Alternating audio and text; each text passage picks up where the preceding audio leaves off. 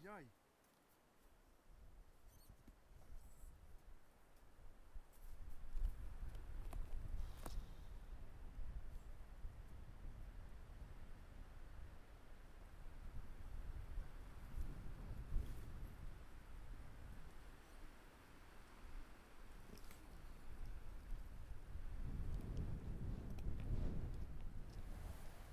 Haha.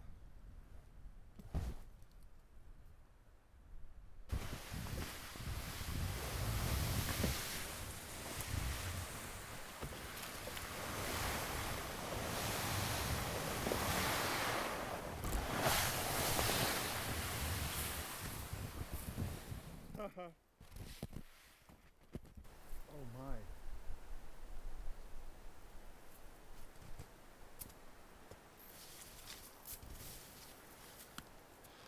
You're on your own.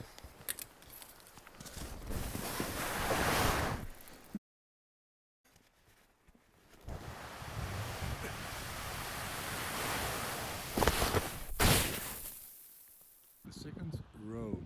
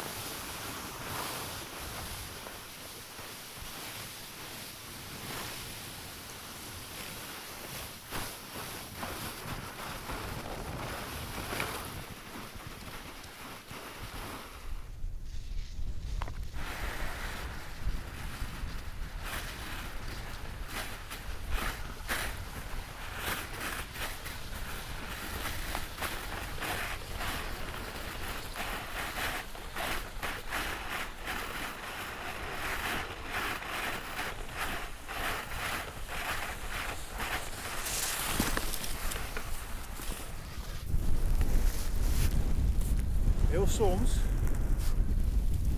schiet het touwtje uit de karabiner vandaan. Very seldom, once in a while, the rope flips from the carabine, from the... Ooh, so otherwise it would have been pushed pretty much down.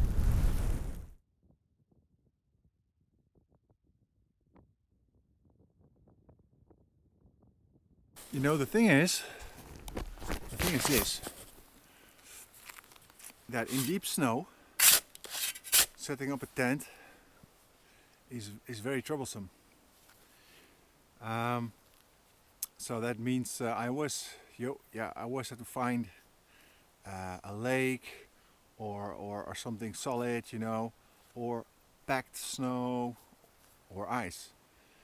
And in deep snow, of course, you cannot just put up a tent like this. It's impossible. So I found a spot, tried to find a spot which is a little bit out of the wind. And what I will do is just camp in the open air. And so that's my plan. And the thing is that I usually do not do this, and I felt a bit of anxiety, like something I didn't want to do, right? So at this moment I think I just have to give it a try and just see if it works. If I can cook here, if I can sleep here, just hang around. I would say why not? I slept in the open at -10. No problem. So I should be able to do this, right? I hope it's not going to snow heavily. But then I have to find something. I have to. I have a sort of tarp, so I have to do something about it. Wish me luck.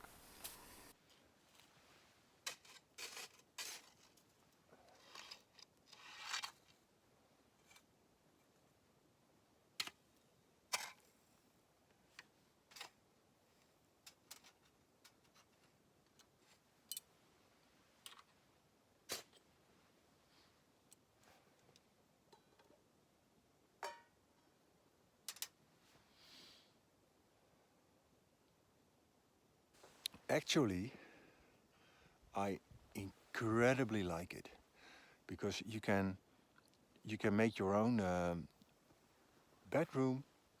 That's the bedroom over there. It's a sleeping bag, and you can sit. You can just make your own sitting chair.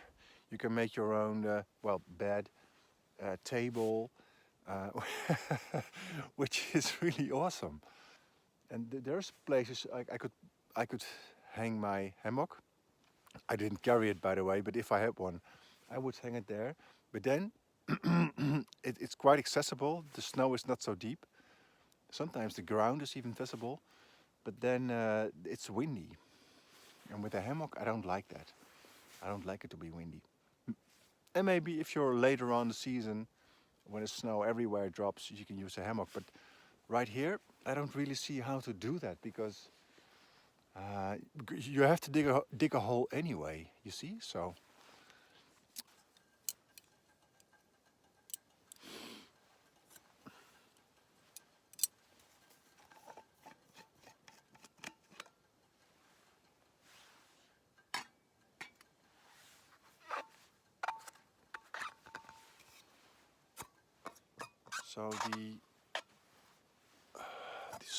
the slope was it was a bit steep somewhere.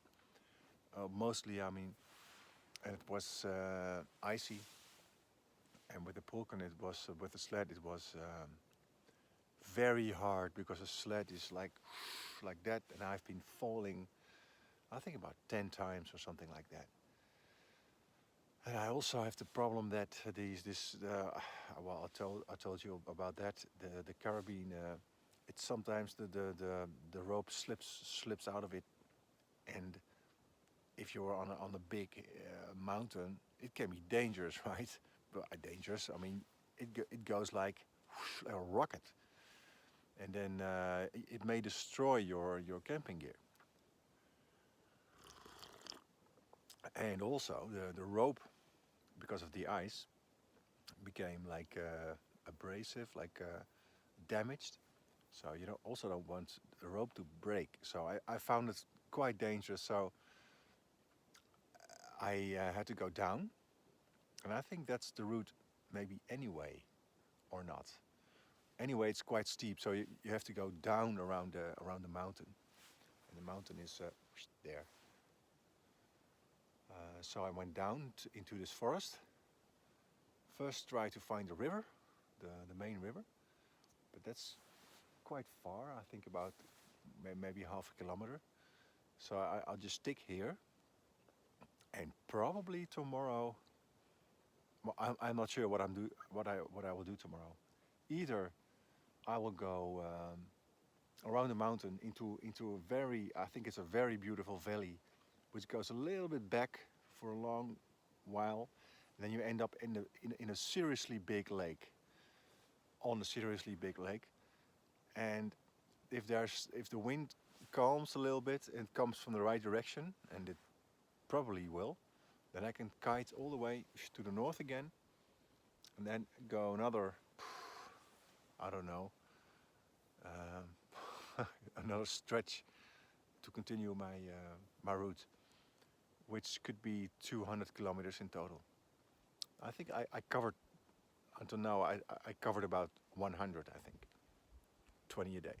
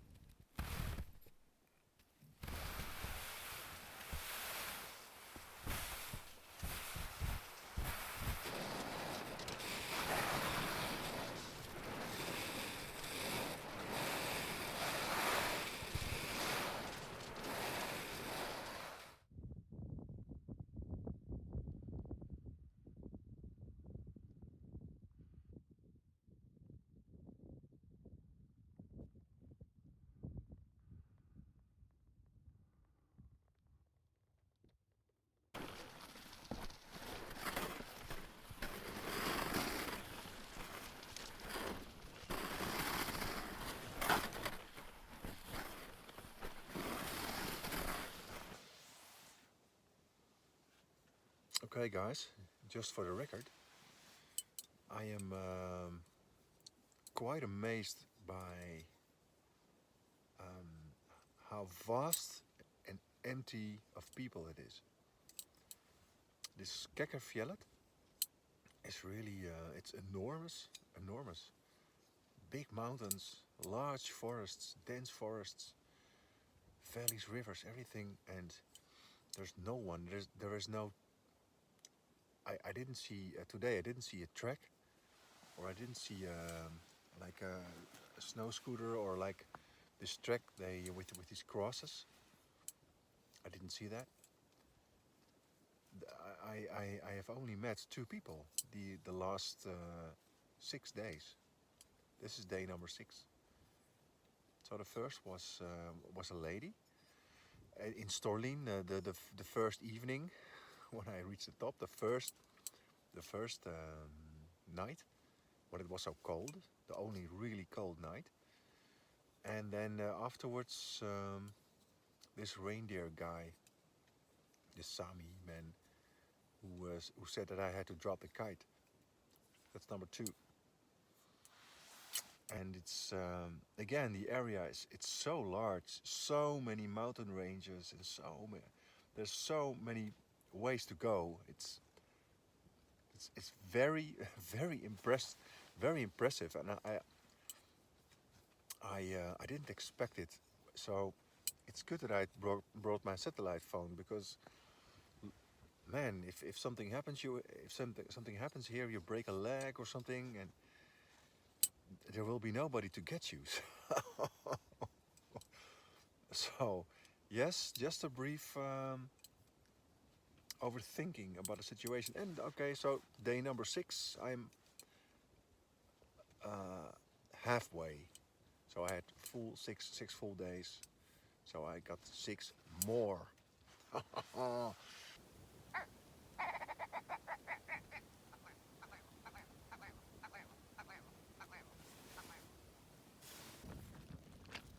There has been quite some wind this night. It had been overcast and snowing. But it seems that the sun is getting through the clouds, is peeping through the clouds.